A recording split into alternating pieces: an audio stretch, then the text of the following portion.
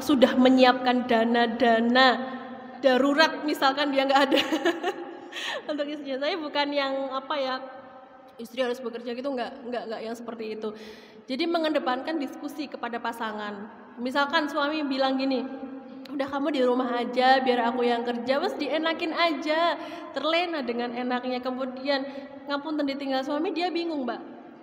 Nah paling tidak kalaupun suami minta gitu, mas sudah memangnya ini sudah menyiapkan dana ketika terjadi sesuatu, diskusi, ngobrol apa ya, ngobrolnya yang enak, jangan kayak misal kalau kita kan bilang, mas emang udah siapin dana, kalau sewaktu-waktu jenengan sudah nggak ada, kan nggak enak kalau kayak gitu, kayak mendoakan ya. Nah itu komunikasinya yang enak, mas ngapunten, jadi saya itu bekerja bukan untuk mencukupi nafkah, karena nafkah dari panjenengan sudah cukup. Cuman gina udzubillah, misalkan terjadi sesuatu, kan saya juga masih bisa untuk menafkahi anak-anak. Kan seperti itu, Mbak. Itu apa ya? Kalau istri yang tidak bekerja kan khawatirnya itu di situ loh, Mbak. Ketika ditinggal suaminya, terus istrinya gimana? Apalagi kalau sudah mempunyai anak, kan harus sekolah, harus kuliah, seperti itu. Itu yang kayak dikhawatirkan. Tapi kalau misalkan mungkin bisa bekerja dari rumah ya why not gitu loh Mbak, monggo, kan enak malahan. Kalau yang Mbak tanyakan tadi, saya pribadi nggak setuju.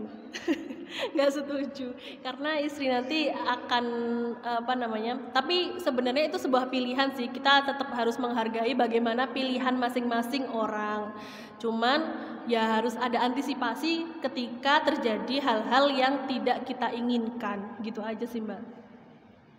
Apa antisipasinya? Mungkin istrinya sudah punya warisan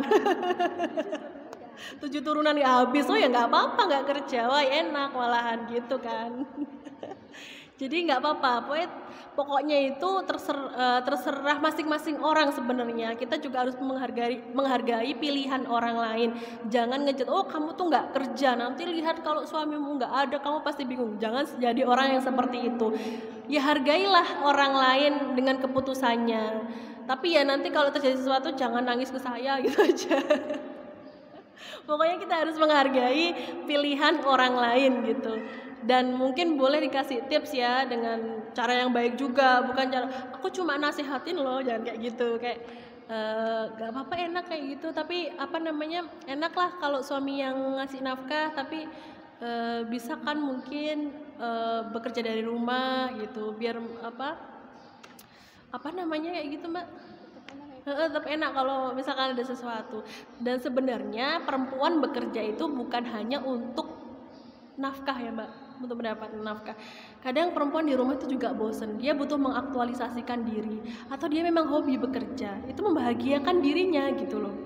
Jadi suami itu juga harusnya bisa diajak diskusi, aku juga mau kerja, nanti anak gimana, boleh kok dititipin babysitter, namun dalam pengasuhan tetap harus kedua orang tuanya, karena yang terjadi sekarang ini ya memang masih suami bekerja, istri di rumah ngurus anak, ngurus pekerjaan domestik seperti itu. Nah kalau istri bekerja gimana ya, nggak apa-apa nyewa babysitter, kan keduanya bekerja artinya punya duit kan untuk bayar babysitter, ngoten loh. Jadi nggak apa-apa istri bekerja itu untuk selain kemandirian ekonomi juga untuk membahagiakan dirinya, mengaktualisasikan dirinya, dan menambah relasi itu tadi Mbak, ngoten. Kalau dalam Islam boleh, karena Sayyidah Khadijah itu kan beliau juga bekerja, dan Rasulullah itu tidak melarang loh beliau bekerja. Bahkan yang hasil dari bisnis dagang Sayyidah Khadijah itu untuk dana dakwahnya Rasulullah, sampai habis itu Mbak untuk dakwahnya Rasulullah. Rasulullah nggak melarang Sayyidah Khadijah bekerja. Bahkan Sayyidah Aisyah itu juga berkiprah di publik juga tidak dilarang, beliau kan juga menjadi perawi hadis. Terus kalau sahabat-sahabat tanya tentang hukum itu juga ke Sayyidah Aisyah.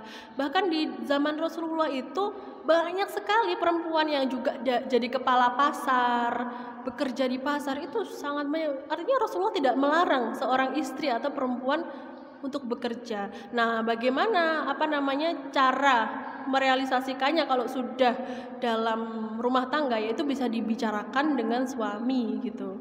Kalau suami tidak memperkenankan untuk bekerja, ya sudah, kayak ajak diskusi kenapa nggak boleh gitu. Kalau dia masih ngotot, cari konsultan pernikahan di sini. Minta bantuan.